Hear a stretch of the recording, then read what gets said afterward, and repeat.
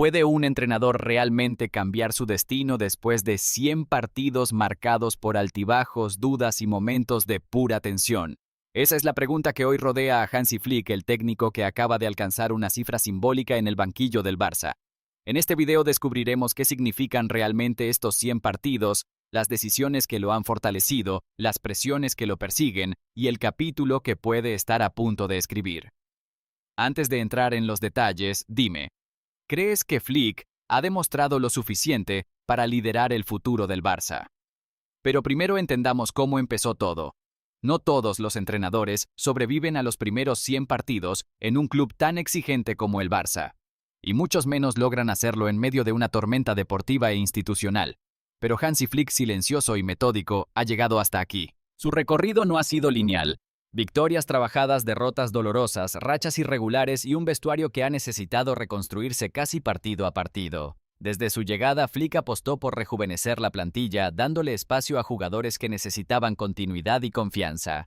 En varios momentos críticos, como aquellos partidos donde las lesiones obligaron a modificar el plan inicial sobre la marcha, se vio a un entrenador intentando sostener un equilibrio frágil entre competitividad y crecimiento.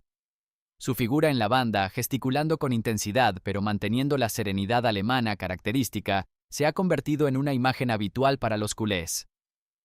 El ejemplo más claro es ese encuentro reciente en el que Flick tuvo que reformular la mitad del once inicial en apenas minutos. Aún así, el equipo respondió. Esa capacidad de adaptación, aunque no siempre suficiente, habla de un técnico que se niega a renunciar a su proyecto. Pero aquí aparece la tensión que mueve esta historia.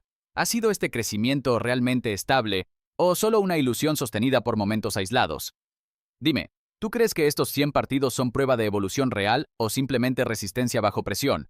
Porque lo que Flick ha construido hasta ahora explica mucho, pero lo que debe enfrentar dentro del club es aún más determinante. A veces el rival más difícil no está sobre el césped, sino dentro del propio club. Y en el Barça actual esa frase se siente más verdadera que nunca. Hansi Flick no solo debe gestionar partidos, debe sobrevivir a un entorno donde cada decisión es analizada, debatida y cuestionada por millones.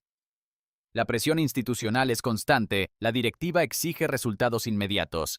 Las limitaciones económicas complican cualquier plan ambicioso y el eco del pasado, las comparaciones con Xavi, con la era dorada, con la identidad perdida, pesa sobre cada entrenamiento. Flick trabaja en un club donde ganar no es suficiente. Hay que convencer, emocionar y recuperar una identidad que parece fragmentada. La afición también vive su propia división.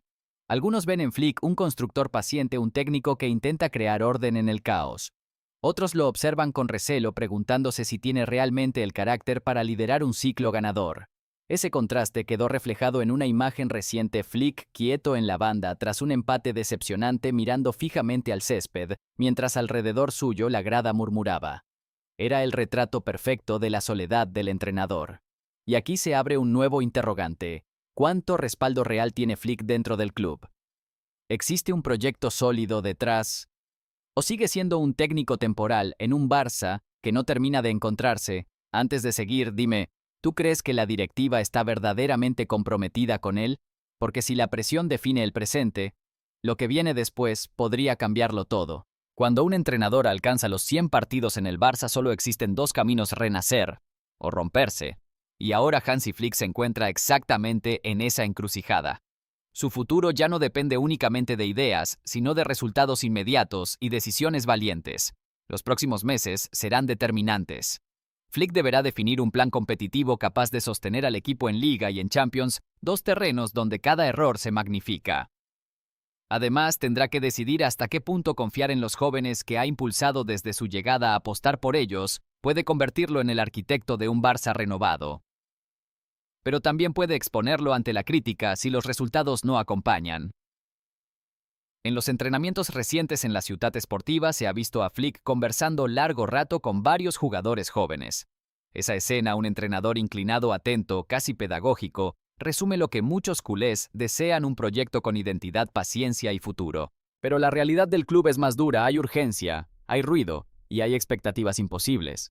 Aquí es donde aumentan los riesgos. Si Flick acierta en sus decisiones, puede consolidar un ciclo nuevo y recuperar la confianza perdida. Pero si falla, la era Flick podría cerrarse mucho antes de lo que imaginamos.